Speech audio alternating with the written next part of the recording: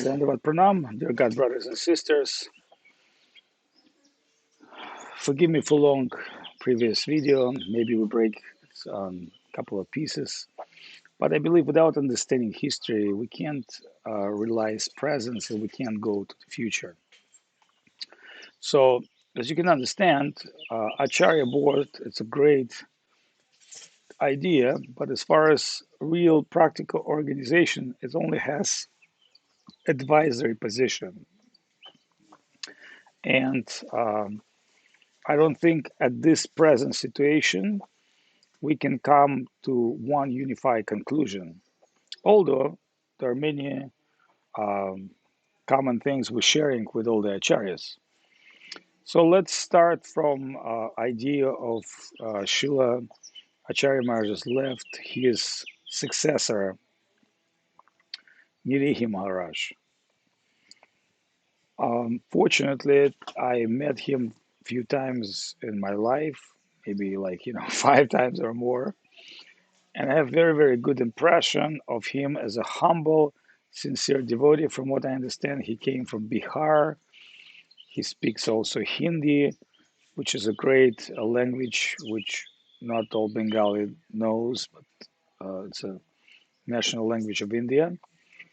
And he has many, many great qualities. However, my concern is actually I have two. He doesn't speak English, which sounds for India not a big deal, but I believe somebody who's leader of India should be fluent in English. And to me, English means access to our books and lectures of Srila Sridhar Maharaj and Srila Govinda Maharaj. Because most of our philosophy or our mission, and somebody who is successor of Srila Acharya Maharaj, he must be familiar with our philosophy. So therefore, I believe learning English is absolutely necessary for him for two reasons. Number one, to communicate with world devotees that will help him serve. Number two, to learn specific philosophy of Srila Sridhar Maharaj and philosophy in general. So otherwise, you might be a great manager, great construction manager, or great temple president manager. But when we talk about spiritual succession, it's a little bit more than just okay, this person can take care of the deities and can take care of the devotees. um, and Guru Maharaj idea, spiritual succession means connection with the highest spiritual reality, not only through philosophy, it's also through understanding of philosophy on the most deepest way, which means Gaudiya Siddhanta of Saraswati Thakur. Remember, very few people in Gaudiya Math could get it. So even with mighty ISKCON and Srila Swami Prabhupada was not on the same page with Srila Guru Maharaj's conclusions because they were much deeper and profound. And of course, it's not a criticism to ISKCON. ISKCON is meant to mass distribution to general public. Sri Chaitanya Saraswat Mat is the wealth of Rupanuga Sampradaya. The treasure of our spiritual line is in hands of devotees. So therefore, we can't say if this person can manage successful temples, or if this person do amazing village programs, or this person can do great yoga festivals, he's necessarily a successor of line of Rupa Goswami. Remember, that was the definition of Srila Sridhar Maharaj when he sang Sri Rupa Manjari Pada. Interestingly, Srila Govinda Maharaj, which once I said, you must be that successor of Sri Rupa Goswami, he told me that is by your fortunate disciple vision. I consider myself as a humble, sincere servant of Guru Maharaj because I know what the highest situation he occupies. So Srila Govinda Maharaj himself, being enriched with spiritual substance, but he never claimed himself, oh, I am the man of Rupa Goswami, as Guru Maharaj was called, or I am Rupa Nugadhara of the whole Gaudiya Sampradaya. Although I personally believe he was, but it was never his promotion. So now next generation of Srila Acharya Maharaj, myself, and other acharyas, um, tell you honestly, I heard very few um, lectures of Srila Acharya Maharaj myself. Fortunately, I'm mainly listening Srila Gurudev Guru Maharaj Goswami Maharaj's talks, but I've heard enough to understand he loved to represent Gaudiya philosophy mainly through songs. He loved the songs, and he has some, unique, original um, ideas. I believe they're in combines with the spiritual Siddhanta, but I would never compare preaching of Srila Acharya Maharaj with preachings of Srila Sridhar Maharaj and Srila Govinda Maharaj. I'm sorry, it's not an offense. As well as I never think my level of Vaishnavata or spiritual preaching on the same level. Although I like to quote them and I like to, read them and, think of things that they're talking about. So um, that does not make Srila Acharya Maharaj less of a dynamic person. But when we're talking about next generation, so my question to you, so that if Tilak Maharaj declare right now, he's 24 years old, so does that means like Goswami Maharaj, Narad Maharaj, Asha Maharaj, and all other devotees supposed to bow down to him and listen to his spiritual instructions? I don't think so. I think we should give him full hope and respect. And if he will reveal his spiritual genius, why not? We're willing to listen to his spiritual instructions. But then we have to learn Hindi or Bihari or Bengali, or he has to learn English. Somehow it has to be communication. So that's one thing. But it doesn't make him any smaller what he is. I'm just trying to explain that in our mission, there's a group, let's say Prabhupada disciples, Bhaktivedanta Swami Prabhupada, Jinar Maharaj, Maharaj Goswami, they're Prabhupada disciples. And we would say Goswami Maharaj has a unique position. He's got mercy of Prabhupada, but he's also considering himself very personal disciple of Srila Sridhar Maharaj, and he's got that very connection which recognized by Srila Govinda Maharaj. So now we're talking about, Prabhupada means Govinda Maharaj is their god brother. So Sridhar Maharaj's disciples means the god brothers of Srila Govinda Maharaj. So then you've got another lineage, which is myself, Trivikram Maharaj, Acharya Maharaj, and others. So that is disciples of Srila Govinda Maharaj. So now you've got our disciples. And normally succession going from guru to disciple in a very normal way. But we know from Guru Maharaj, we're not Diksha Parampara, we're Shiksha Parampara. In other words, in Einstein's succession, not every next scientist is Einstein. Therefore, there are particular gaps in between succession. And we look at those who are mostly enlightened by spiritual knowledge. So in Madhva Sampradaya, they call him Sampradayaka Guru. All other acharyas might be great, but they're not on the level of Madhva, so that's accepted. Or let's say in ISKCON, they finally realized that Prabhupada is in the center, everybody else in a servitor position. That makes everybody comfortable, that makes everybody unite, and that makes everybody dynamic. And in case of the great acharyas, someone else will raise. So we also have to understand we're dealing with the life matters, and not just women issue or mental problems or health problems or early death. There could be so many consequences that will come to our life, which will have to look at this world as a world of mortality, really temporarily world. So what to do then? How do we keep that spiritual relationship between the Prabhupada group, Sridhar Maharaj's group, Govinda Maharaj's group, Acharya Maharaj's group, and other groups of other teachers?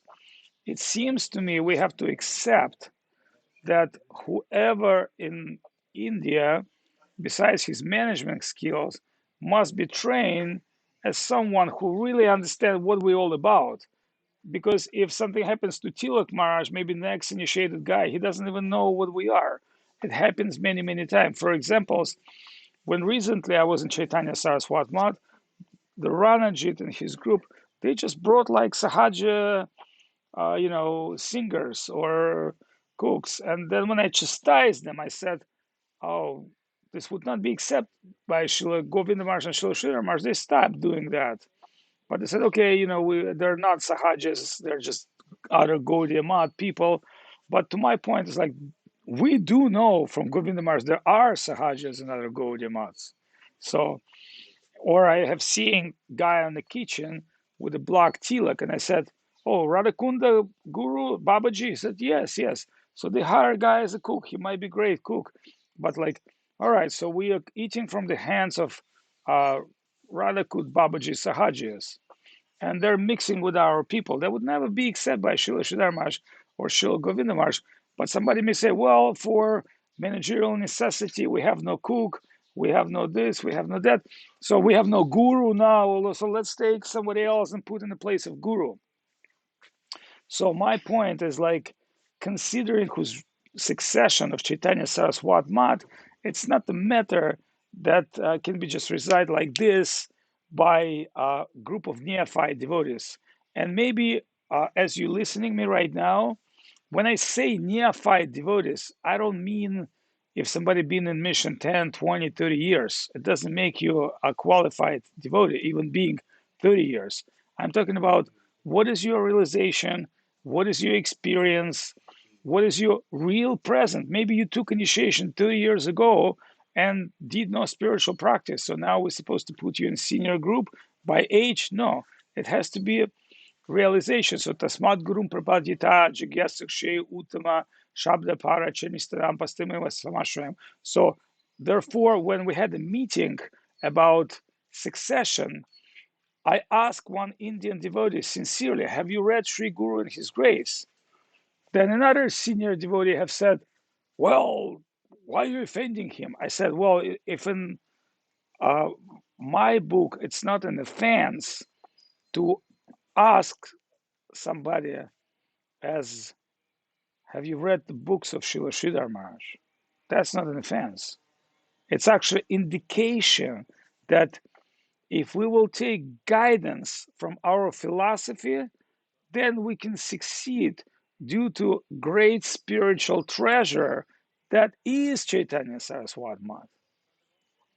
So, of course, there are particular Latino devotees groups who are very tight with Srila Acharya Maharaj, and I think they're all great devotees, and they're trying to feel, oh, we're the exclusive group. And I remember when I was in the army, you know, the Marines or the paratroopers, the special force, everybody believe, oh, we're the guys, we're the people that make war happen, like this.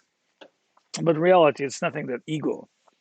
The war win by army, the airplanes, the tanks, the food soldiers, the supply chains, direct by not one general, whole organization. That's called army.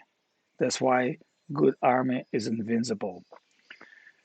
Unfortunately, in our mission, we don't have that understanding and that structure. So when you're scaling from small business, from small shop to a bigger business, let's say 3 or 5 shops, you can't do all the work yourself. You have to trust your managers. That's very, very common practice to start trusting and delegate and build structure.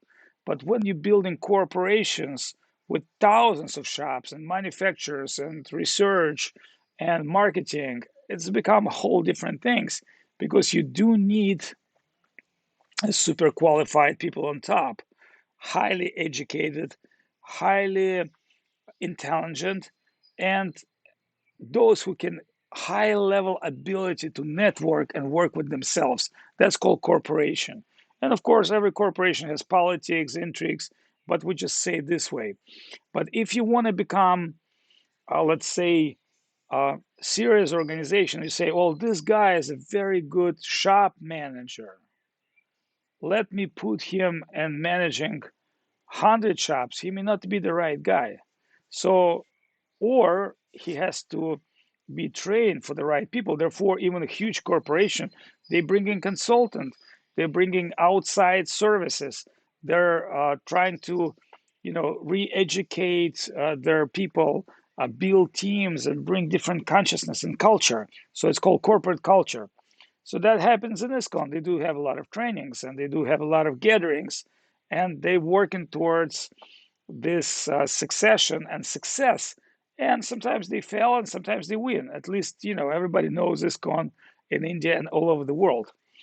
So our Acharya board is not a functional entity at this moment. It's more like advisable entity. And I can see people like Janard Maharaj and Ashram Maharaj, they have their own group, which is fine to me because they both speak Spanish. They're pretty much familiar with Spanish speaking world. We're not at this point preaching in Spanish speaking world. Actually, a long time ago, I was thinking to start that kind of program. But right now we're trying to accomplish what we have right now. But what I think we will do is we will open Spanish speaking channel for Spanish speaking people that want to hear alternative opinion.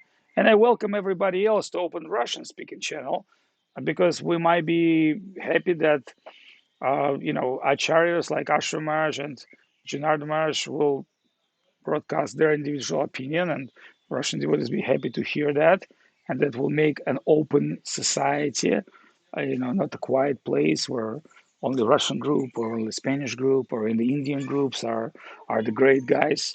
And of course, when we talk about India, my personal thinking, if we really want to bring back India in order, we have to preach in India. The beautiful people, especially in South India, and we need to go and recruit them. And it's require a great dedication group of maybe Tamil or Malayala or Hindi or also English speaking, because those educated places, there are many English educated people. But of course, although they have a great samskar, they need to be trained in our style of our philosophy. So basically, we have to create online institute, educational institute. And I know people in our society like Shanta Maharaj and Muni Maharaj, they had dreamed to preach to scientists, which is a great thing to do.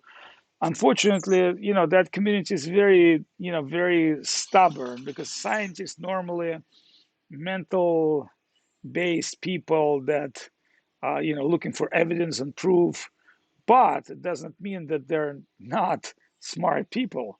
But there are close to that group, a huge group of people in India that theistic by nature. In other words, whether they scientists or non-scientists, they're believers, and we never was able to reach to them. So when I spoke with Srila Govinda Maharaj, when I traveled in South India, I told him my experience of travel South India, and he was very happy. And he said, yes, in Charitamrita it says South India is the place to recruit great future saints. So we might need to start preaching in India. That's not an important thing. And then we'll have great people. And then, there'll be, how many temples we can have in India, like every corner and village. So, um, so this video is for you to think that really to get back Chaitanya Saraswat Math in the way that Srila Govinda Maharaj and Srila Sridhar Maharaj envisioned that, and even Srila Sridhar Maharaj, Srila Acharya Maharaj envisioned that, we need to do a lot of work, and that work will not be one-time job or one decision job. As Alfred Ford have said, we have to break job to little steps and little pieces, and then any huge job has to be resolved. So, so in next video, we'll talk about future of our mission, how to bring our problem step to step, and how to resolve this.